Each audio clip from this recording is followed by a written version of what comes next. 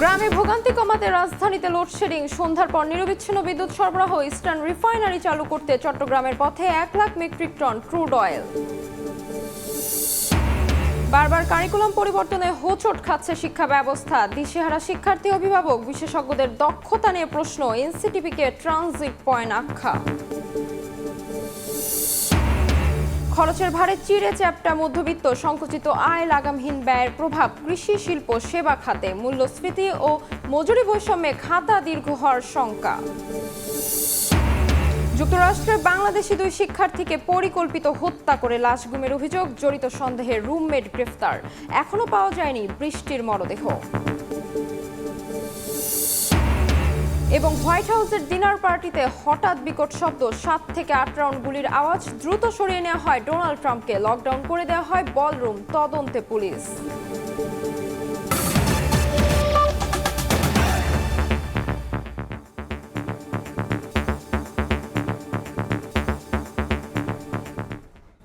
সকালের সময়ের সঙ্গে আছি আমি তাজমিলা খান।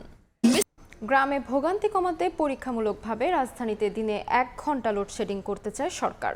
সন্ধ্যার পর সরবরাহ নিরবিচ্ছিন্ন রাখার পরিকল্পনা বিদ্যুৎ বিভাগের। পাশাপাশি এলাকা ভিত্তিক ভারসাম্য রাখা হবে বলে জানান কর্মকর্তারা। পরিকল্পনায় যথারীতি বিদ্যুৎ সরবরাহে অগ্রাধিকারে থাকবে শিল্প কারখানা এলাকা। সাইফুল ইসলামের ছবিতে ফারুক ভুইয়া রবিনের রিপোর্ট। গরম আসতেই দেশের নানা জায়গায় তীব্র লোডশেডিং, বিপর্যস্ত জনজীবন, নেতিবাচক প্রভাব ব্যবসা বাণিজ্য, সেচ কার্যক্রম আর উৎপাদন খাতে। বিদ্যুৎ থাকে না বললেই চলে। ইভেন যখন চলে যায় 1-2 ঘন্টার উপরে সময় চলে যায়, তখন হচ্ছে বিদ্যুৎ আসার কোনো নাম নাই। কারেন্টের অতিরিক্ত জ্বালাই আছে, প্রচুর কারেন্ট যায়, আর গেলার খবর নেই। বেশি গরমে রাত্রেবেলা কারেন্ট থাকে না, সারাদিন কারেন্ট থাকে না। 2.5 থেকে 3,000 মেগাওয়াট বিদ্যুৎ ঘাটতিতে দেশের নানা এলাকায় যখন হাঁসফাঁস অবস্থা, রাজধানী ঢাকায় তখন অনেকটাই স্বস্তির ছাপ। যে কারণে গ্রাম শহরে বিদ্যুৎ বৈষম্য নিয়ে উঠছে নানা প্রশ্ন। এমন পরিস্থিতিতে ঢাকাতেও পরীক্ষামূলকভাবে 110 মেগাওয়াট করে লোডশেডিং করার কথা জানান বিদ্যুৎ প্রতিমন্ত্রী। বৈষম্য মুক্ত করবার জন্য আমরা শহরেও প্রয়োজনে লোডশেডিং এর সিদ্ধান্ত নিয়েছি। বিদ্যুৎ বিভাগ বলছে, গ্রামে ঘাটতি কমিয়ে আনতে ঢাকায় লোডশেডিং এর পরিকল্পনা। এর মাধ্যমে গ্রামীণ অর্থনীতি, কৃষি ও সেচ কার্যক্রমে বিদ্যুৎ সরবরাহ নিশ্চিত করাই লক্ষ্য। এখন প্রশ্ন হচ্ছে, ঢাকায় কিভাবে সমন্বয় হবে 110 মেগাওয়াট লোডশেডিং। বিদ্যুৎ বিভাগের পরিকল্পনা, ঢাকায় আপাতত দুপুরের দিকে লোডশেডিং করে সন্ধ্যায় সরবরাহ স্বাভাবিক রাখা। প্রাথমিকভাবে রাজধানীর এলাকাগুলোতে দৈনিক লোডশেডিং 1 ঘন্টার মধ্যে সীমিত রাখতে চায় বিদ্যুৎ বিভাগ। এছাড়া অর্থনৈতিক দিক বিবেচনায় যথাসম্ভব নিরবিচ্ছিন্ন সরবরাহ থাকবে শিল্প কারখানা এলাকায়, যাতে কোনো জায়গায় 1 ঘন্টা বেশি নয়, আজকে এখানে হলে কালকে না হয়, এভাবে করা যায়। সবই কিন্তু যেহেতু 100% ওইটাই মানতে হবে এমন কথা নাই। এটা এলডিসি ইচ্ছা করলে তার মধ্যে করেও করতে পারবে, যাতে শিল্প বা এই কাজে বেশি এফেক্টেড না হয়। সেই জন্য আমরা সবসময় আমরা প্রায়োরিটি দিয়ে থাকি শিল্প কারখানা এলাকাগুলো। বিশ্লেষকরা বলছেন, বিদ্যুৎ বন্টন নীতির ক্ষেত্রে অগ্রাধিকারে রাখতে হবে খাদ্য নিরাপত্তা, অর্থনীতি, উৎপাদন খাত ও মানবিক দিক। সর্বোচ্চ মাত্রায় যাতে সেচের জন্য বিদ্যুৎ দেওয়া যায়, এটা সরকারের প্রথম প্রাধিকার হওয়া উচিত। দ্বিতীয় যেটি হওয়া উচিত যে শিল্প কারখানা যারা রপ্তানিমুখী শিল্প অথবা দেশীয় শিল্পের সাথে জড়িত, তাদের জন্য বিদ্যুতের সরবরাহটি স্বাভাবিক রাখার চেষ্টা করা। এছাড়া হাসপাতালগুলোতে নিরবিচ্ছিন্ন বিদ্যুৎ থাকাটি গুরুত্বপূর্ণ। বর্তমানে দেশে বিদ্যুৎ উৎপাদন হচ্ছে 12 থেকে 14,000 মেগাওয়াট। ধারণা করা হচ্ছে চলতি মৌসুমে সর্বোচ্চ চাহিদা দাঁড়াতে পারে 18,500 মেগাওয়াট। ফারুক ভুইয়া রবিন, সময় সংবাদ, ঢাকা। বন্ধ হয়ে যাওয়া ইস্টার্ন রিফাইনারি পুনরায় চালু করতে 3 lakh metric ton crude oil আমদানি করতে যাচ্ছে সরকার। হরমুজ প্রণালী এড়িয়ে মধ্যপ্রাচ্যের অন্যান্য বন্দর থেকে কেনা হচ্ছে এই কাঁচামাল।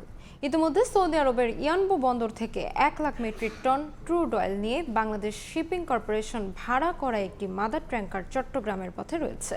সাখাওয়াত টিপুর ক্যামেরায় বিস্তারিত জানাচ্ছেন কমল দে। সৌদির ইয়ানবু বন্দর থেকে 1 lakh metric ton crude oil নিয়ে চট্টগ্রামের পথে শিপিং কর্পোরেশনে ভাড়া করা মাদার ট্যাঙ্কার 9 মিয়া 4 থেকে 6 মেয়ার মধ্যে চট্টগ্রাম বন্দরে পৌঁছানোর কথা রয়েছে জাহাজটির। ওই জাহাজের দিকে তাকিয়ে আছে কাঁচামালের অভাবে বন্ধ হয়ে যাওয়া দেশের একমাত্র রাষ্ট্রায়ত্ত তেল শোধনাগার চট্টগ্রামের eastern 3 lakh metric ton cargo পাচ্ছেন।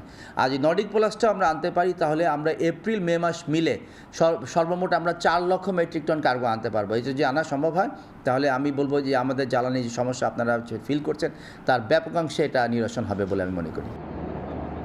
এমনিতেই মধ্যপ্রাচ্যের যুদ্ধের কারণে বন্ধ অবস্থায় রয়েছে গুরুত্বপূর্ণ আন্তর্জাতিক নৌরুট হরমুজ প্রণালী, আর বাংলাদেশের জন্য কেনা ক্রুড অয়েল আনতে হয় এই নৌপথেই। এমনকি বাংলাদেশ পেট্রোলিয়াম কর্পোরেশনের কেনা 1 lakh metric ton crude oil নিয়ে 1.5 মাসের বেশি সময় ধরে হরমুজ প্রণালীতে আটকে আছে নর্ডিক্স পোলেক্স নামে একটি মাদার ট্যাঙ্কার। অবিলম্বে যদি ডাইভার্সিটি আমরা মেনটেন করতে চাই, অন্যান্য দেশ থেকে যদি ক্রুড অয়েল আনতে চাই, তাহলে আমাদেরকে ইমিডিয়েটলি সেকেন্ড রিফাইনারি ইনস্টল করার কাজে হাত দিতে হবে, এবং সেটা করলে আমরা এক দেশের উপর, এক অঞ্চলের ক্রুডের উপর নির্ভরশীলতা কমবে এবং একই সাথে আমাদের জ্বালানির নিরাপত্তার জন্য আমাদের রিজার্ভও অনেক বেড়ে যাবে।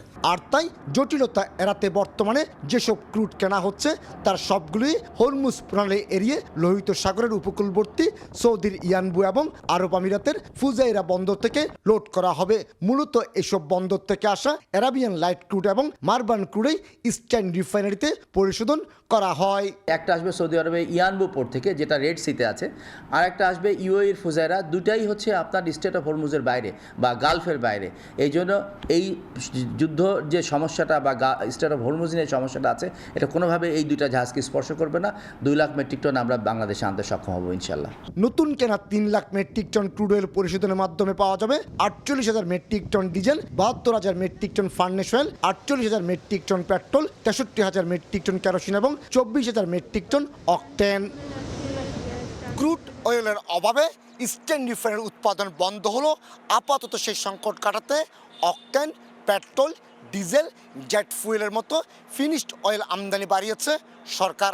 অবশ্য তাতে আমদানি খরচ কিছুটা বাড়ছে। কমল দে, সময় সংবাদ, চট্টগ্রাম। উৎপাদনে ফেরার 15 ঘন্টা পর আবারও যান্ত্রিক ত্রুটিতে বন্ধ হয়ে গেল দিনাজপুরের বড় পুকুরিয়া তাপ বিদ্যুৎ কেন্দ্র। বিদ্যুৎ কেন্দ্রের প্রধান প্রকৌশলী আবু বক্কর সিদ্দিক জানান, শনিবার বেলা 11টার দিকে হঠাৎ করেই প্রথম ইউনিটের বয়লারের পাইপ ফেটে যায়। এতে তাৎক্ষণিক বন্ধ হয়ে যায় বিদ্যুৎ উৎপাদন। উৎপাদনে ফিরতে 5-6 দিন সময় লাগতে পারে।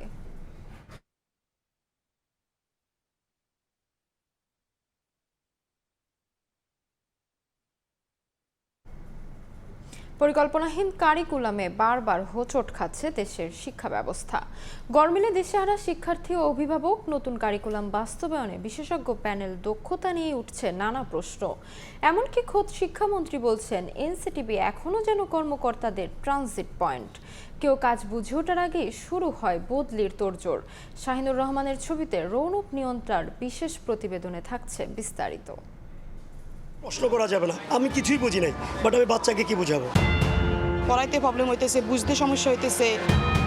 পলিটিক্যালি অ্যাপয়েন্টমেন্ট হয়েছে, কেউ কেউ ঢাকা আসতে চেয়েছে, ঢাকায় আসছে, লাস্ট গভর্নমেন্ট এই অ্যাপয়েন্টমেন্ট দিয়েছে।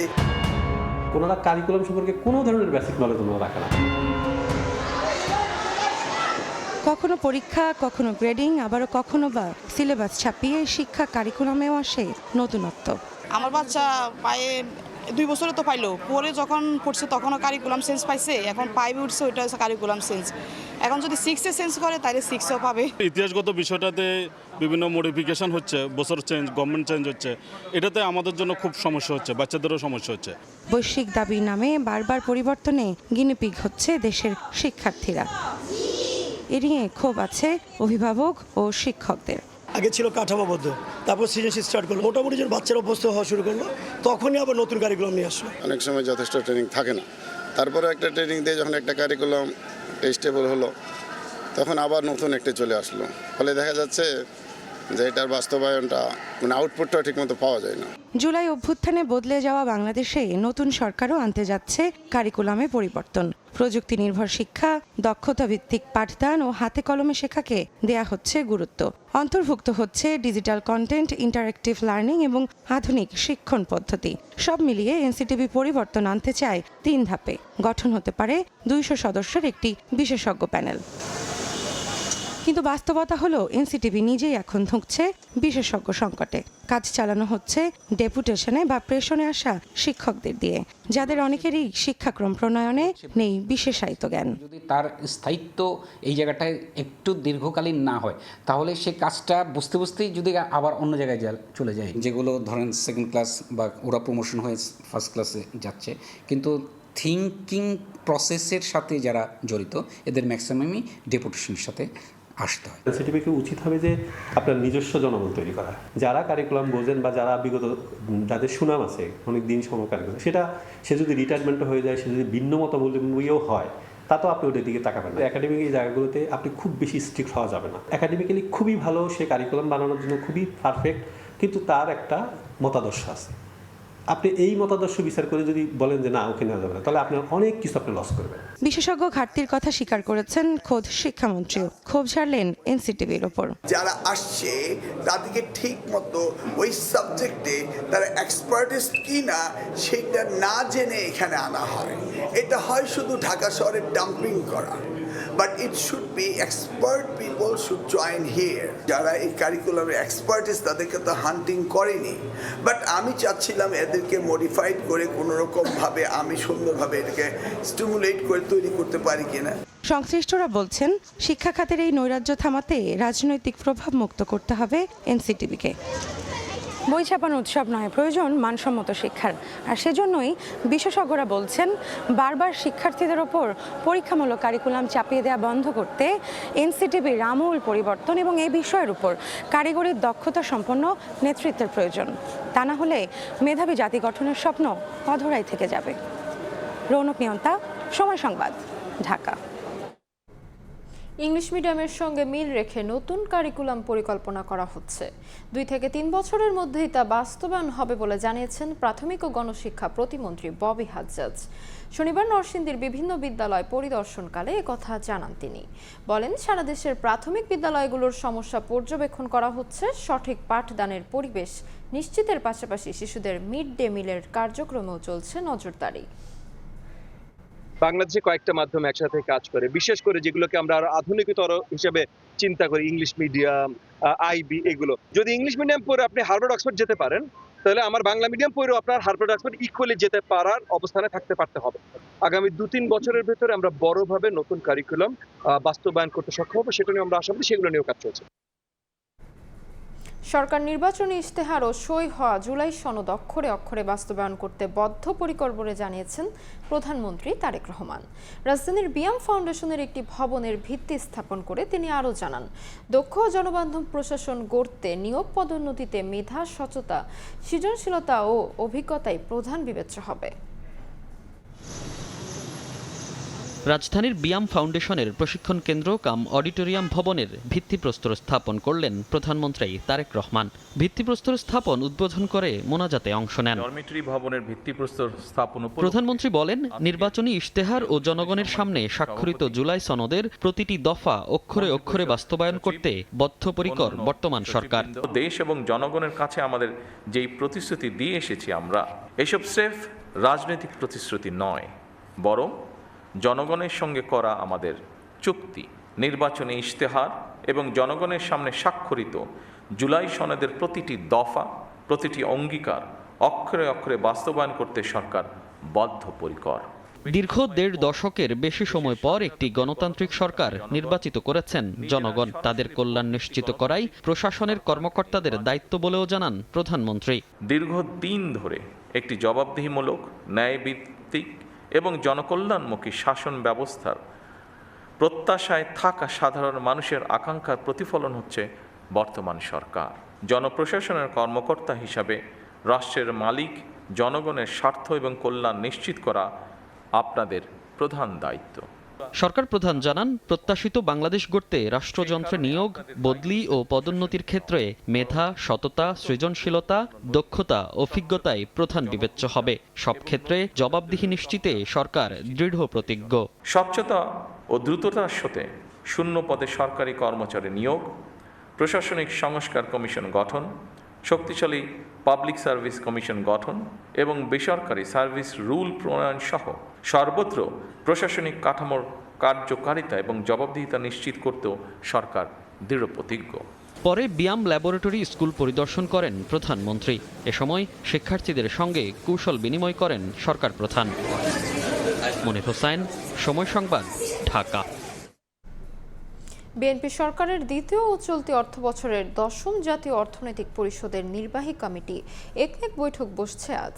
সচিবালয়ে বৈঠকে সভাপতিত্ব করবেন প্রধানমন্ত্রী ও একনেক সভাপতি তারেক রহমান।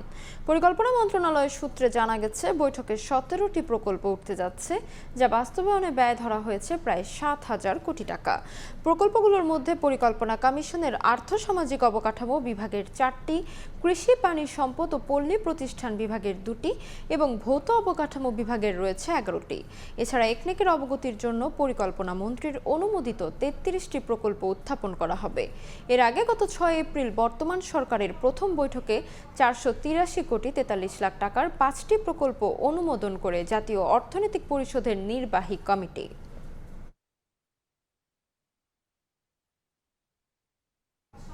সকালের সময় আরো থাকছে।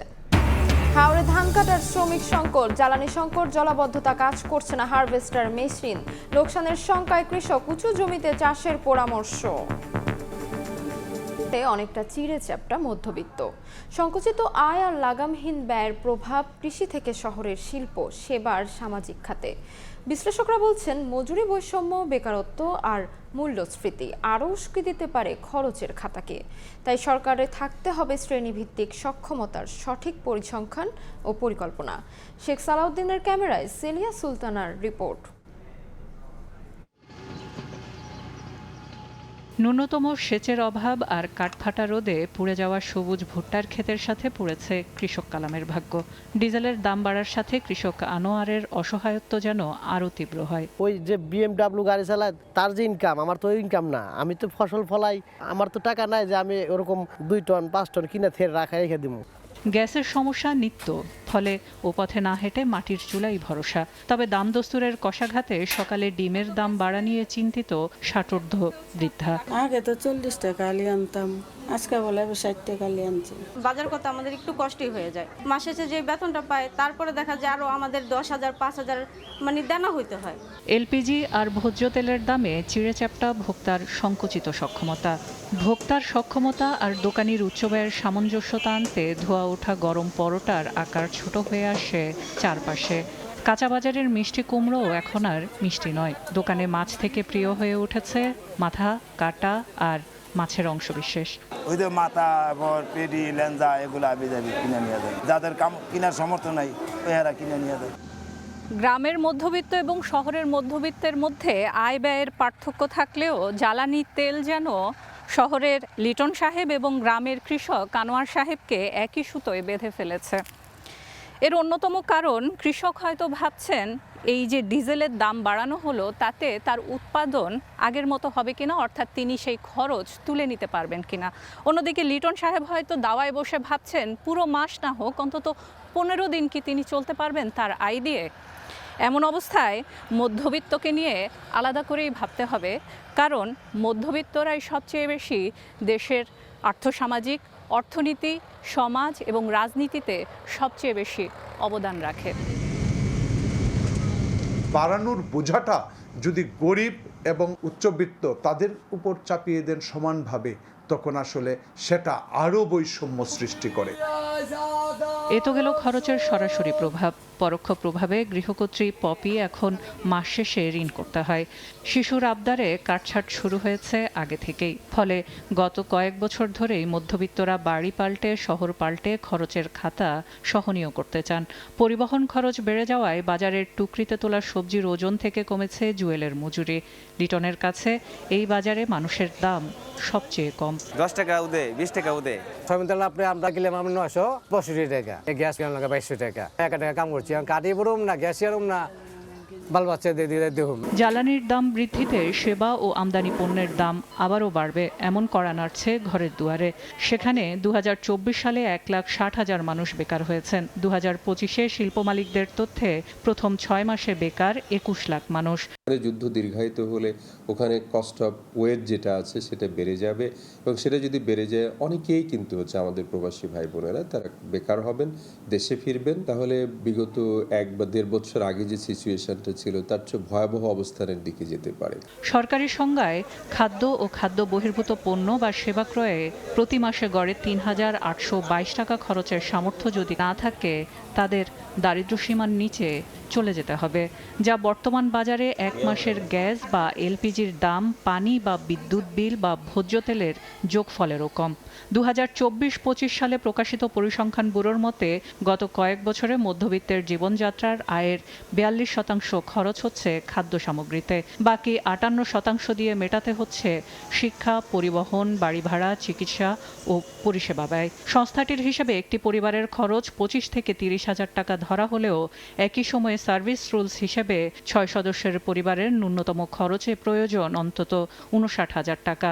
সরকারি বেসরকারি চাকুরিজীবী, ব্যবসায়ী ও কৃষকের আয় বা বেতন স্কেল এক না হলেও একই বাজারে সমান দৌড় প্রতিযোগিতার রেসে নামতে হয় দরিদ্র, হতদরিদ্র, মধ্যবিত্ত, উচ্চবিত্তদের।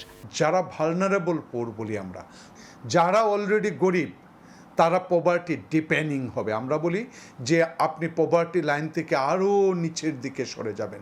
যেটা হয় যে জ্বালানির দাম বেড়ে গেছে, হ্যাঁ 15 টাকা, দাম করে অন্য জিনিসের দামও 15 টাকা বাড়িয়ে দেওয়া হলো আর কি। ওই জায়গায় সরকারকে একটু শক্ত হাতে এই দাম বৃদ্ধির বিষয়টাকে মনিটর করতে হবে। 2022 সালে দারিদ্র্য হ্রাসের হার 18.7% নেমে আসলেও 25-এ তা বেড়ে দাঁড়িয়েছে 21.2%। ফলে সংকুচিত আয়ের সাথে সব শিশুদের স্কুলে ধরে রাখা যায়নি, এমনকি পরিবারগুলোর খাদ্য পুষ্টিতে আপোস করায় দেশের সার্বিক উৎপাদনশীলতাতেও আঘাত করবে ভবিষ্যতে। সেলিয়া সুলতানা, সময় সংবাদ, ঢাকা। যুক্তরাষ্ট্রে বাংলাদেশি 2 পিএইচডি শিক্ষার্থী জামিল আহমেদ লিমন ও নাহিদা সুলতানা বৃষ্টিকে পরিকল্পিতভাবে হত্যা করে লাশ গুম করে খুনি। সন্দেহভাজন হিসেবে লিমনের রুমমেট মার্কিন নাগরিক হিশাম আবু ঘরবেকে গ্রেফতার করেছে পুলিশ। লিমনের লাশ পাওয়া গেলেও এখনও হদিশ মেলেনি বৃষ্টির মরদেহের। ঢাকায় বসবাসরত বৃষ্টির স্বজনরা জানান, ক্রাইম সিনে রক্তের পরিমাণ দেখে পুলিশের ধারণা দুজনকে হত্যা করা হয়েছে। এজন্য পরিবারের ডিএনএ নমুনা সংগ্রহ করে যুক্তরাষ্ট্রে পাঠানোর প্রক্রিয়া চলছে। রাজধানীর মিরপুরের এই বাড়ি থেকে মাত্র 1 বছর আগে বিদায় নিয়েছিলেন নাহিদা সুলতানা বৃষ্টি। কে জানতো উচ্চশিক্ষার সে যাত্রা আর কোনোদিন ঘরে ফেরার পথ খুঁজে পাবে না। যুক্তরাষ্ট্রের 16 এপ্রিল থেকে নিখোঁজ ছিলেন বৃষ্টি ও জামিল আহমেদ লিমন। তদন্তে নেমে লিমনের রুমমেট মার্কিন নাগরিক হিশাম আবু ঘরবেহকে গ্রেফতার করে পুলিশ। তার দেয়া তথ্য অনুযায়ী 10 দিন পর হাওয়ার্ড ফ্ল্যাঙ্কোল্যান্ড সেতু এলাকা থেকে লিমনের নিথর দেহ উদ্ধার করা হয়। তবে এখনো হদিস মেলেনি বৃষ্টির। The discovery of human remains discovered on the Howard Franklin Bridge earlier this morning. বৃষ্টির মৃত্যুর সংবাদ পৌঁছানোর পর থেকে মিরপুরের এই বাড়িতে থমকে আছে সময়। বন্ধু ও স্বজনরা এসে ভিড় করছেন বাড়িতে, কিন্তু কেউ এই নিষ্ঠুর সত্য মেনে নিতে পারছেন না। সবসময় আনন্দ ঘন মুহূর্ত আমরা সবাই একসাথে কাটাতাম। আমাদের একটা স্কুল লাইফের একটা সার্কেল আছে। আশা নিয়ে থাকি যে আল্লাহ যদি এরকমও হয় যে না ও আছে, বেঁচে আছে। বৃষ্টির মামা জানান, ক্রাইম সিনে রক্তের পরিমাণ দেখে মার্কিন পুলিশের ধারণা সেখানেও বৃষ্টি ছিল। এজন্য পরিবারের ডিএনএ নমুনা নিয়ে যুক্তরাষ্ট্রে পাঠানোর প্রস্তুতি চলছে। ডিএনএ রিপোর্ট পাঠানো হচ্ছে থেকে, ওখানে যে এভিডেন্সগুলো পেয়েছে তারা চেক করে দেন কনফার্ম করবো। অফিসিয়ালি ওপরে কোনো কিছু জানি না। লিমনের গ্রামের বাড়ি জামালপুরের মাদারগঞ্জের লালডোবাই। তার হত্যার খবরে আত্মীয় স্বজন ও এলাকাবাসীর মধ্যে নেমে এসেছে শোকের ছায়া। পড়াশোনা নিয়েই ব্যস্ত ছিল। আমাদের তো একটা সম্পদ হারাই ফেলাম আমরা ওর জন্য খুবই মর্মাহত। সরকারের কাছে এবং বহির্বিশ্ব সরকারের কাছে একটাই আবেদন, তার যে তাকে যেই করছে তার সর্বোচ্চ শাস্তি কামনা। নিহত লিমন ও বৃষ্টি দুজনেই পিএইচডি শিক্ষার্থী ছিলেন। রায়দুল ইসলাম। নেত্রকোনা ও সুনামগঞ্জের হাওর অঞ্চলে বোরো ধান কাটা শুরু হলেও মিলছে না শ্রমিক। জলাবদ্ধতায় কাজ করছে না হারভেস্টার মেশিনও, তার উপর রয়েছে জ্বালানি তেলের সংকট। এতে লোকসানের আশঙ্কা করছেন কৃষকরা। এমন পরিস্থিতিতে নিচু জমিতে ধানের চাষ না করার পরামর্শ কৃষি কর্মকর্তার। নেত্রকোনা থেকে আলপনা বেগম ও সুনামগঞ্জ থেকে হিমাদ্রি শেখর ভদ্রের পাঠানো তথ্য ও ছবিতে রিপোর্ট। নেত্রকোনার আটপাড়া উপজেলার ষাটর্দ তাহির উদ্দিন কোমর পানিতে নেমে ছেলে সোহাগকে সঙ্গে নিয়ে কাটছেন ধান, নেই শ্রমিক কিংবা মেশিন। এবছর 15 কাঠা জমিতে বোরোর আবাদ করেছিলেন তাহের, কিন্তু ধান কাটার শ্রমিক পাচ্ছেন না তিনি। এর মধ্যে আবার বৃষ্টির পানিতে ডুবে গেছে ফসল। খাল খনন না থাকার কারণে পানি নামারও কোনো পথ নেই। একই অবস্থা বারহাট্টা, কমলকান্দা, মদন, মোহনগঞ্জ ও খালিয়াজুরির বেশিরভাগ হাওরের কৃষকদের। তেলের সংকটে মিলছে না মেশিনও, আর পেলেও জলাবদ্ধতায় কাজ করাই দায়। গাড়ি নামায় তেল না পাই, তেল আমরা চলাম কেমন? জলাবদ্ধতা, খাল নাই, খাল খনন করার কথা ছিল, খাল খনন করে নাই। সরকারের কাছে আমাদের একটাই আবেদন, যাতে মেশিনগুলো চলে। ডিজেলের যে আমাদের ফুয়েল একটা মেন বিষয়, সেটা যদি আমরা সমাধান থাকে তাহলে কোনো সমস্যা হবে না।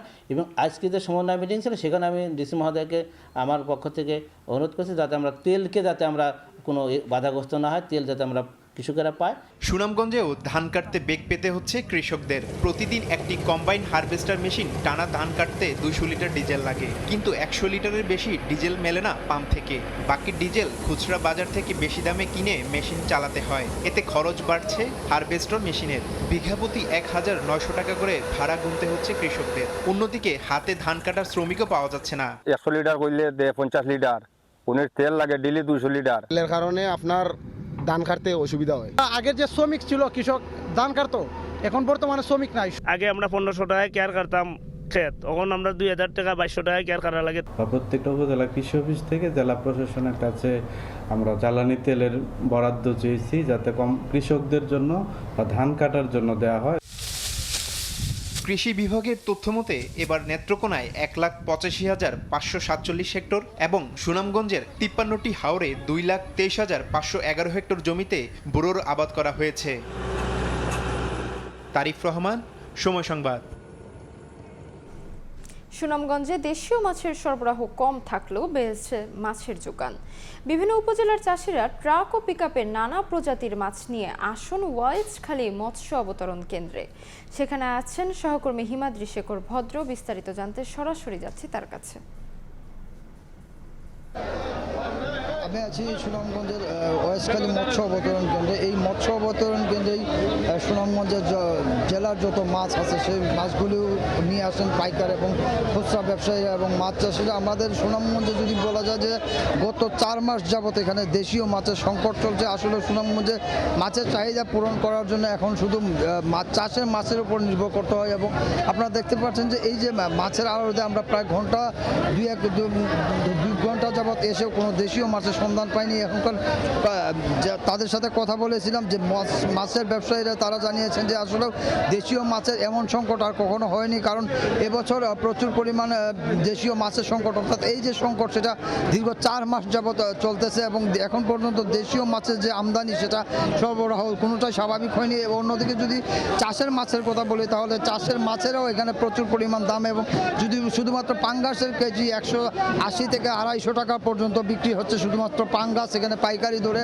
এছাড়াও যে তেলাপিয়া সহ অন্যান্য চাষের মাছ যেগুলি এগুলি 300 থেকে 350 টাকা ধরে বিক্রি হচ্ছে। আসলেও সুনামগঞ্জে যদিও মৎস্য মানে বিল বাদল বা মিঠা পানির মাছের আধার বলা হয়ে থাকে, আসলে সেই ঐতিহ্যটা গত 4 মাস যাবত অনেকটা হারিয়ে যেতে বসেছে। আমরা কথা বলেছিলাম এখানকার মৎস্য ব্যবসায়ীর সাথে, তারা জানিয়েছেন যে বিগত 4 থেকে 5 মাস যাবত আসলে এখানে দেশীয় মাছের প্রচুর সংকট রয়েছে এবং দেশীয় মাছ মোটামুটি উঠে না বললেই চলে। যদি এখানে যে লোক সমাগম এবং ক্রেতারা এবং খুচরা মাছ ব্যবসা এবং পাইকাররা তারা জানিয়েছেন যে এই ময়মনসিংহ, ত্রিশাল এবং সুনামগঞ্জের দিরাই এবং বিভিন্ন এলাকার যে মৎস্য চাষিরা এখানে মাছ নিয়ে আসেন, অর্থাৎ পুকুরে যে চাষ করা মাছ সেই চাষের মাছটাই নিয়ে আসেন এবং তারা জানিয়েছেন যে আসলে এখন পর্যন্ত এই গত 5 মাসের যে দেশীয় মাছের যে সরবরাহ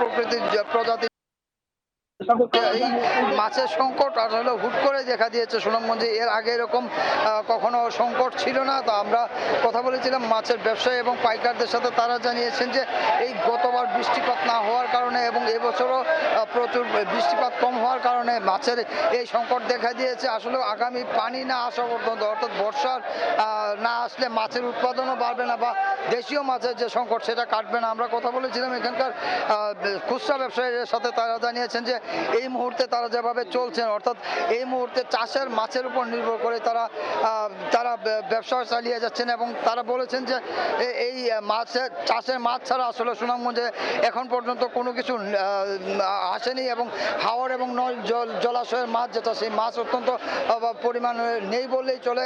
তো সুনামগঞ্জের ওয়েস্টখালী মৎস্য আড়ত থেকে এই ছিল মিঠাপানির মাছের সবশেষ খবর।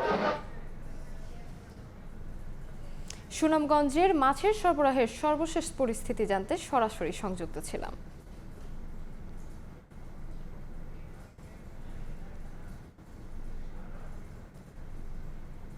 জ্বালানি সংকটের কারণে ঘন ঘন লোডশেডিংয়ের হুমকির মুখে পড়েছে চা শিল্প। উৎপাদন ব্যাহত হওয়ার পাশাপাশি বিরূপ প্রভাব পড়ছে চায়ের গুণগত মান নিয়ন্ত্রণেও। তবে সংকট সমাধানে কাজ চলছে বলে জানিয়েছে চা বোর্ড। নৌশাদ আহমেদ চৌধুরীর ছবিতে ইকরামুল কবিরের রিপোর্ট। লোডশেডিংয়ের কারণে বন্ধ বিভিন্ন মেশিন, ব্যাহত হচ্ছে উৎপাদন। এমন পরিস্থিতি লাক্কাতুরা সহ দেশের 168টি চা বাগানের 120টি কারখানার। বিদ্যুৎ বিভাগের তথ্য মতে শনিবার সিলেট বিভাগে বিদ্যুতের সর্বোচ্চ চাহিদা ছিল 580 মেগাওয়াট, বিপরীতে সরবরাহ করা হয় 400 মেগাওয়াট পর্যন্ত, ঘাটতি 180 মেগাওয়াট। বর্তমান পরিস্থিতিতে চা কারখানায় আলাদাভাবে বিদ্যুৎ সরবরাহ সম্ভব নয় বলে জানায় কর্তৃপক্ষ। জলবায়ু পরিবর্তনের কারণে পরপর কয়েক বছর চা উৎপাদন ব্যাহত হলেও চলতি বছর আবহাওয়া অনুকূলে থাকার পর জ্বালানি সংকটের কারণে চা উৎপাদন ব্যাহত হবে বলে মনে করছেন চা বাগানের মালিক ও শ্রমিকেরা। লোডশেডিং এর কারণে চা পাতার যদি উৎপাদন ব্যাঘাত ঘটে তাহলে যে মালিকরা যদি ক্ষতিগ্রস্ত হয়, সেখানে কিন্তু এই ক্ষতিগ্রস্ত এটা সম্পূর্ণ শ্রমিকদের উপরেই প্রভাবটা পড়বে। আমাদের ফ্যাক্টরিতে আমরা নিয়মিতভাবে ম্যানুফ্যাকচারিং করতে পারতেছি না, এতে আমাদের ফাতি নষ্ট হচ্ছে এবং কোয়ালিটি হ্যাম্পার হচ্ছে। লোডশেডিংয়ের কারণেই অনেক কারখানায় ডিজেল চালিত জেনারেটর ব্যবহার করায় বাড়ছে উৎপাদন খরচ। তবে সংকট সমাধানে কাজ চলছে বলে জানায় চা বোর্ড। বৈশ্বিক যতই মন্দা থাকুক না কেন, সরকার স্পেশাল একটি এফোর্ট দিয়ে সেই জ্বালানি সংকটের একটা উত্তরণ ঘটাবেন, আমরা আশাবাদী। এবং একই সাথে আমাদের চা শিল্পেরও যে ক্ষতি হচ্ছে সেই ক্ষতিটা পুষিয়ে নেওয়া যাবে। চা বোর্ডের তথ্য মতে 2025 মৌসুমে দেশে চা উৎপাদন হয় 9 কোটি 43 লাখ কেজি, যা লক্ষ্যমাত্রার চেয়ে 80 লাখ কেজি কম। ইকরামুল কবির, সময় সংবাদ, সিলেট। উদ্বোধনের 2 দশক পেরিয়ে গেলেও পুরোপুরি চালু হয়নি ময়মনসিংহের চরাঞ্চলের 20 শয্যার হাসপাতাল। স্বাস্থ্যসেবা থেকে বঞ্চিত হচ্ছে বাসিন্দারা। কেবল আউটডোর সেবা চালু থাকলেও নিয়মিত দেখা মেলে না চিকিৎসকের। রোগীদের চাহিদা অনুযায়ী ওষুধ বিতরণ করেন ফার্মাসিস্ট। পরিত্যক্ত পড়ে আছে আবাসিক ভবনও। গগন পণ্ডিতের ছবিতে ওবায়দুল হকের রিপোর্ট। ময়মনসিংহ শহর থেকে প্রায় 28 কিলোমিটার দূরে চরাঞ্চল 20 শয্যা হাসপাতাল। চরাঞ্চলের লাখো মানুষের চিকিৎসা সেবা নিশ্চিতে 2006 সালে প্রায় 4 কোটি টাকা ব্যয়ে নির্মিত হয় স্বাস্থ্যসেবা কেন্দ্রটি। পরাণগঞ্জের 20 শয্যার এই হাসপাতালে এসে দেখা গেল এখানে রোগীরা সকাল থেকে দুপুর পর্যন্ত এখানে এসে ভিড় করেন। তারা চিকিৎসা সেবার জন্য আসেন, কিন্তু এখানে কোনো ধরনের চিকিৎসক এখানে পাওয়া গেল না এবং রোগীরা যার যার মতো ওষুধ চাচ্ছেন, আর ফার্মাসিস্ট যিনি আছেন এখানে তিনি সেই চাহিদা অনুযায়ী ওষুধ দিচ্ছেন। অর্থাৎ এখানে রোগীরাই যেন ডাক্তার। হাসপাতালের বহির্বিভাগে কিছু ওষুধ বিতরণ ছাড়া আর কোনো কার্যক্রম নেই। রোগীদের অভিযোগ, হাসপাতালটিতে 2 জন চিকিৎসক থাকলেও নিয়মিত পাওয়া যায় না। ওষুধ নেওয়ার লেগে আসি, ডাক্তার পাইছি না। এই না কই যে মিটি বড়ি দেন, গ্যাসের বড়ি দেন, এরকম কোনো চিকিৎসা নাই। এই নয় যে জ্বরের পেট নাম নিয়ে এই যে গ্যাসের ডাক্তার নাই। এই 4th শ্রেণী 3য় শ্রেণী কমার্সে থাকে। আগে তো 5 জন ডাক্তার ছিল, প্রতিদিনই ছিল। এখন 3 জন মেডিকেল অফিসার, তারা এখান থেকে বদলিয়ে চলে যাওয়ার কারণে 2 জন আছে। দোতলা হাসপাতালটিতে নারীদের জন্য 12টি ও পুরুষদের জন্য 8টি শয্যা থাকার কথা। রয়েছে চিকিৎসক কর্মচারীদের জন্য 4টি আবাসিক ভবনও, কিন্তু বাস্তব চিত্র ভিন্ন। ফাঁকা ওয়ার্ড, পুরো ভবন জুড়ে ধুলোর স্তর। অপারেশন থিয়েটারে নেই প্রয়োজনীয় সরঞ্জাম, লাইট বেড থাকলেও নেই অপারেশন টেবিল। বাক্সবন্দি অবস্থায় পড়ে আছে অ্যানেস্থেসিয়া মেশিন সহ নানা যন্ত্রপাতি। হাসপাতালের পেছনের আবাসিক ভবনগুলোও জরাজীর্ণ। আমাদের তো এখানে ইনডোর নাই, আমার এই কাজটি করা হয় না। এখানে আসছে আমার কাজটা তো আমি করতে পারতেছি না। ইনডোর সার্ভিস চালু থাকলে আমাদের নার্সিংয়ের যে মূল কাজটা আমরা সেটা করতে পারতাম। বর্তমানে যেহেতু চালু নাই সেহেতু আমাদের সেই সুযোগটা নাই। হাসপাতালটির জনবল কাঠামো অনুমোদন না হওয়ায় 2 দশকেও পূর্ণাঙ্গ কার্যক্রম চালু হয়নি বলে জানালেন সিভিল সার্জন।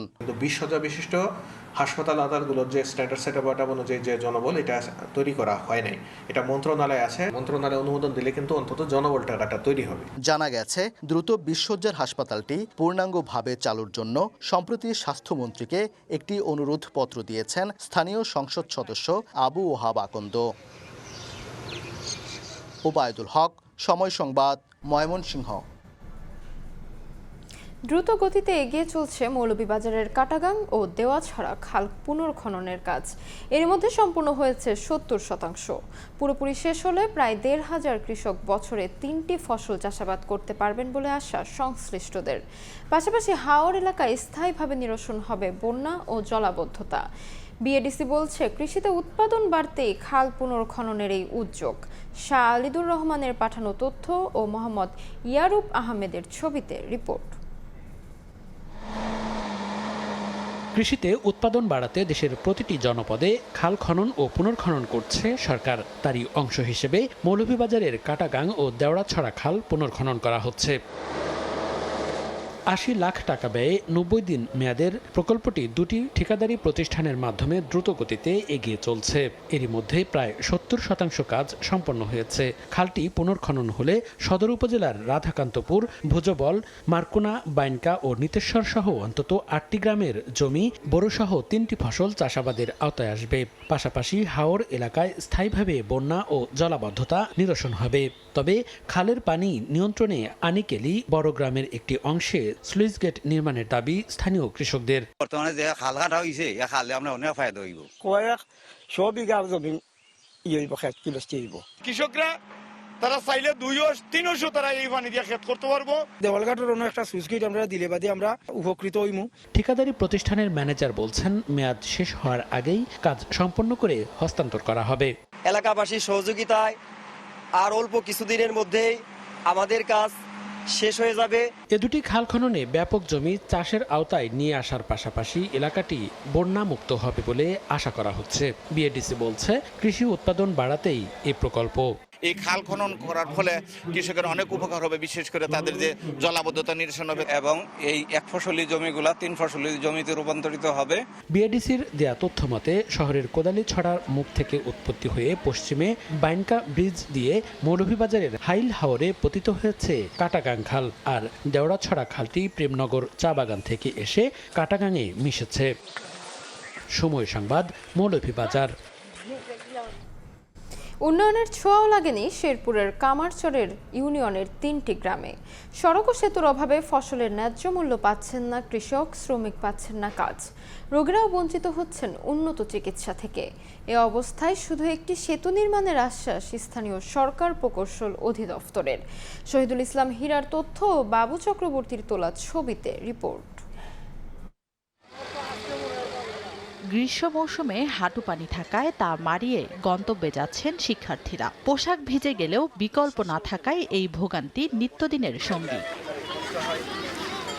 মাত্র 3.5 কিলোমিটার উঁচু সড়ক ও ছোট বড় 3টি সেতুর অভাবে শেরপুর শহর থেকে 12 কিলোমিটার দূরত্বের কামারেচর ইউনিয়নের 3টি গ্রামের যোগাযোগ ব্যবস্থা নাজুক। পুরাতন ব্রহ্মপুত্র ও দশানী নদীর বাঁধ না থাকায় প্রতি বছর বন্যায় কামারেচর বাজার থেকে 1.5 কিলোমিটার পাকা সড়কটি 8 থেকে 10 ফুট তলিয়ে যায়। এতে নৌকাই হয়ে ওঠে একমাত্র ভরসা। চরম ভোগান্তির শিকার নারী, শিশু ও বৃদ্ধরা।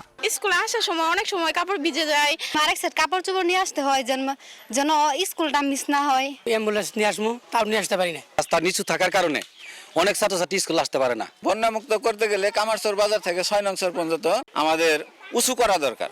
যখনই সুযোগ এসেছে রাস্তাঘাট নিয়ে কথা বলার, ব্রিজ কালভার্ট নিয়ে কথা বলেছি। আমি মনে করি যে এটি বাস্তবায়ন হলে এই বিপুল সংখ্যক মানুষের জন্য একটি বিরাট বড় ihsan হবে ইনশাআল্লাহ। শুধু তাই নয়, নাজুক যোগাযোগ ব্যবস্থায় কৃষক বঞ্চিত উৎপাদিত ফসলের ন্যায্য মূল্য থেকে। আর শিশুরা মানসম্মত শিক্ষা থেকে। এ নিয়ে সম্প্রতি নদী পাড়ে মানববন্ধনও করেন এলাকার কয়েক হাজার মানুষ। এ অবস্থায় সেতু নির্মাণের আশ্বাস এলজিডির।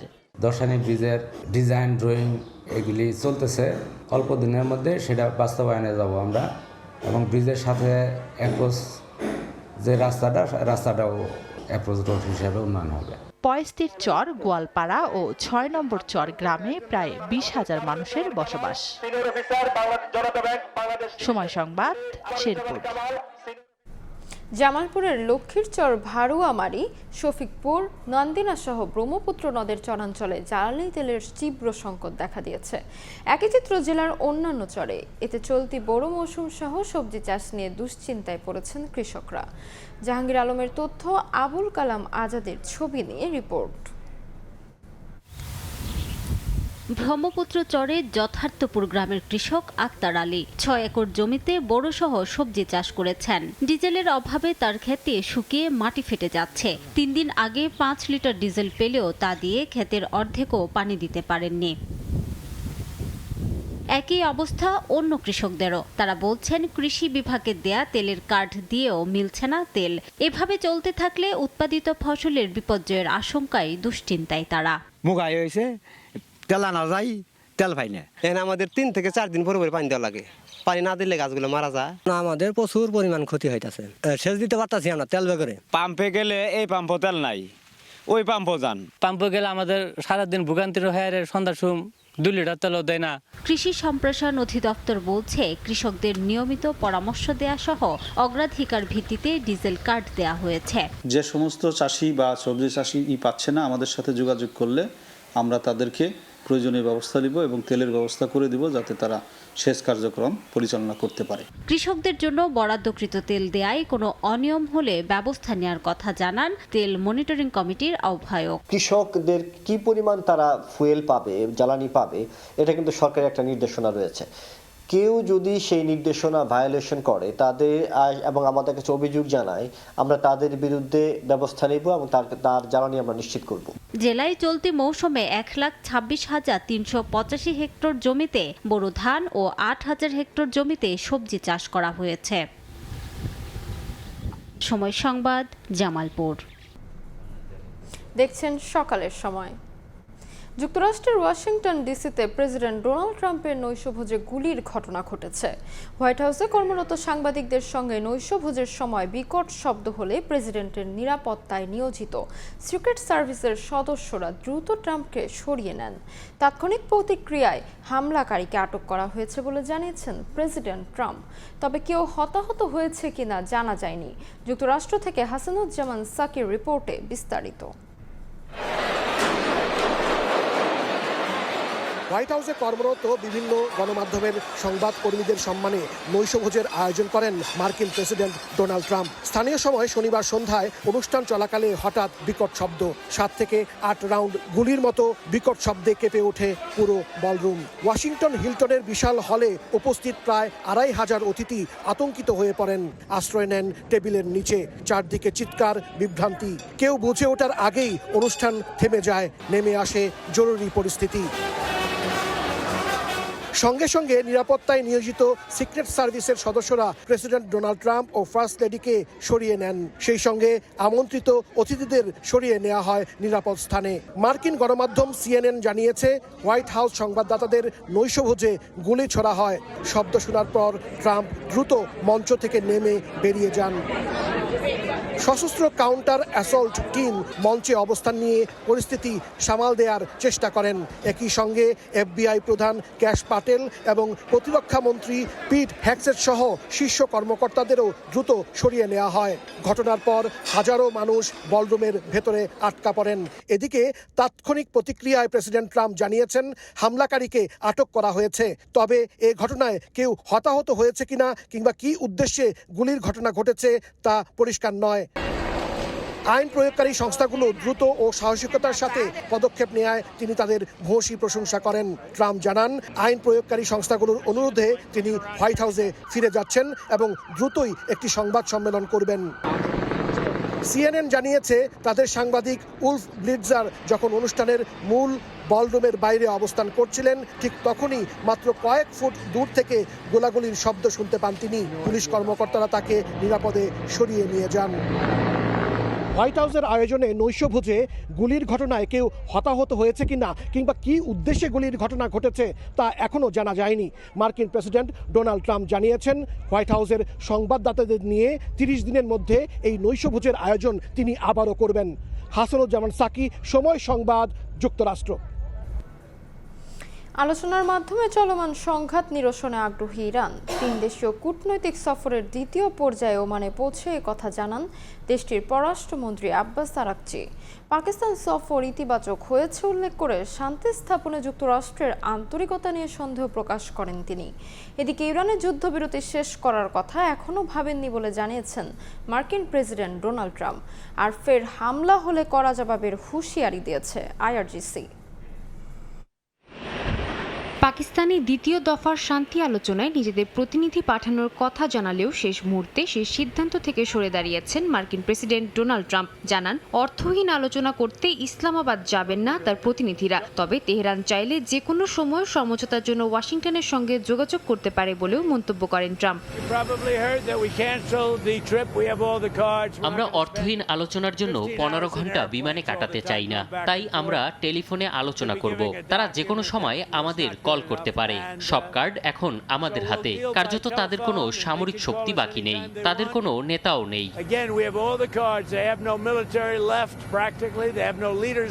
যুদ্ধবিরতি শেষ করার বিষয়ে সাংবাদিকদের প্রশ্নের উত্তরে মার্কিন প্রেসিডেন্ট জানান, এ বিষয়ে এখনও তিনি ভাবেননি। যে বা যারাই বর্তমানে ইরানের প্রশাসনিক ক্ষমতায় রয়েছে তাদের সঙ্গে তিনি চুক্তি করতে প্রস্তুত বলে উল্লেখ করেন। তবে পরমাণু কর্মসূচির বিষয়ে যুক্তরাষ্ট্র তাদের সিদ্ধান্তে অটল বলে জানান প্রেসিডেন্ট। এদিকে ইরানের পররাষ্ট্রমন্ত্রী আব্বাস আরাকচি তার 3 দেশীয় কূটনৈতিক সফরের দ্বিতীয় পর্যায়ে ওমানে পৌঁছেছেন। সামাজিক যোগাযোগ মাধ্যম এক্সে এক পোস্টে আরাকচি লেখেন, তার পাকিস্তান সফর অত্যন্ত ফলপ্রসূ হয়েছে, তবে আলোচনার মাধ্যমে সংঘাত নিরসনে ওয়াশিংটনের আন্তরিকতা নিয়ে সন্দেহ প্রকাশ করেন তিনি। সফর শেষে তিনি আবার পাকিস্তানে যেতে পারেন বলে জানিয়েছে ইরানের বার্তা সংস্থা মেহের নিউজ এজেন্সি। এর মধ্যে ইরানের বিপ্লবী গার্ড বাহিনী যুক্তরাষ্ট্রকে সতর্ক করে বলেছে, নতুন করে কোনো হামলা হলে আরও কঠোর জবাব দেবে তারা। কাতাম আল আনবিয়া সদর দপ্তর জানায়, যুক্তরাষ্ট্র যদি অবরোধ ও সামরিক চাপ অব্যাহত রাখে তাহলে ইরান প্রতিরোধে প্রস্তুত থাকবে। একই সঙ্গে তারা হরমুজ প্রণালী নিয়ন্ত্রণকে তাদের কৌশলগত অগ্রাধিকার হিসেবে উল্লেখ করেছে। সাদিয়া তাসনিম, সময় সংবাদ। দেখছেন সকালের সময়। বিসিএলে ভালো পারফরমেন্সের পুরস্কার পাচ্ছেন অমিত হাসান। পাকিস্তান সিরিজ সামনে রেখে সোমবার শুরু হতে যাওয়া টেস্ট দলের ক্যাম্পে ডাক পাচ্ছেন এই ব্যাটার। চূড়ান্ত স্কোয়াডেও তাকে রাখার ভাবনা টিম ম্যানেজমেন্টের। গ্রিন সিগন্যাল পেয়েছেন অধিনায়ক নাজমুস হোসেন শান্তর কাছ থেকে। তবে এসব চিন্তা একপাশে রেখে অমিত নিজেকে তৈরি করেছেন ঢাকা প্রিমিয়ার লিগের জন্য। চোখে স্বপ্ন, সামনে অপার সম্ভাবনা। নারায়ণগঞ্জের এই মাঠ থেকেই বেড়ে ওঠা। পাকিস্তানের বিপক্ষে টেস্ট সিরিজের আগে আবারও আলোচনায় তরুণ ব্যাটার অমিত হাসান।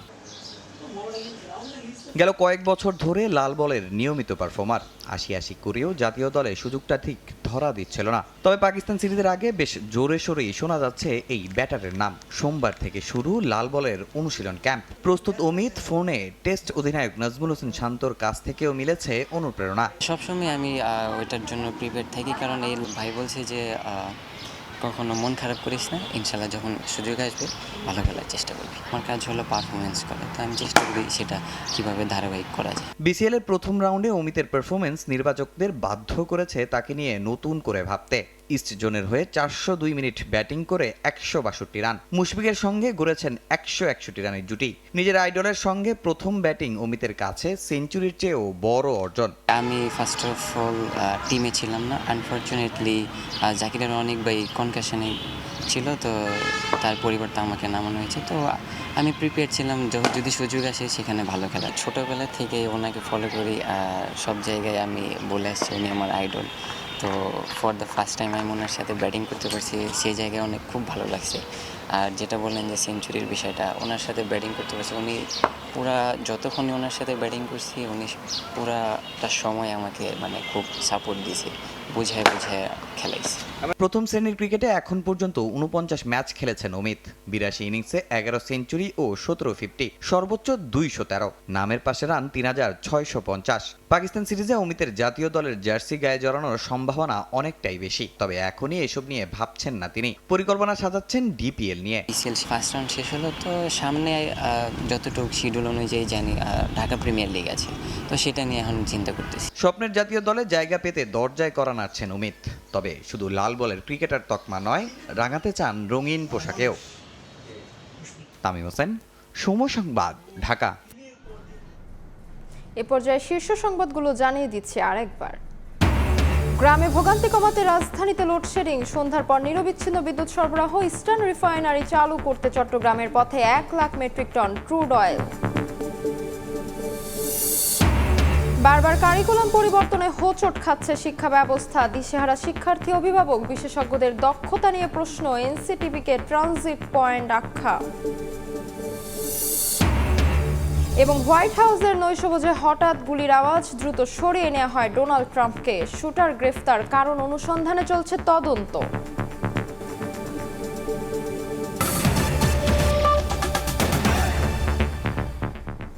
এই ছিল সকালের সময়। এরপর আন্তর্জাতিক সময়ে নিয়ে সঙ্গে থাকবেন সহকর্মী কাজল আব্দুল্লাহ।